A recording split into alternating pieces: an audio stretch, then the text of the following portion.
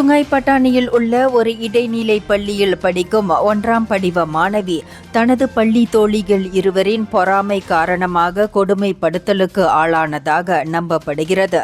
கைகள் மற்றும் கால்கள் டையால் கட்டப்பட்டு வாய் கைக்குட்டையால் மூடப்பட்ட நிலையில் மாணவி பள்ளி கழிப்பறையில் அடைத்து வைக்கப்பட்டிருந்தார்.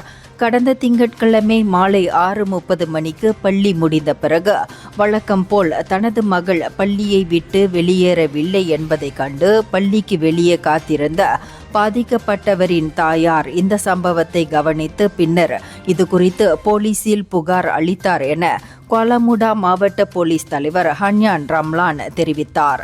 பாதிக்கப்பட்ட மாணவி கால்கள் மற்றும் கைகளில் ஏற்பட்ட சிறிய காயங்கள் மற்றும் அதிர்ச்சி காரணமாக சிகிச்சைக்காக மருத்துவமனைக்கு அனுப்பப்பட்டார்.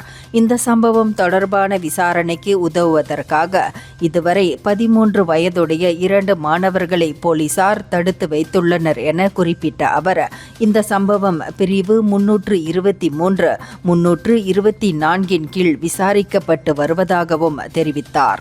இந்தியர்களின் இதய குரல் மக்களோசை.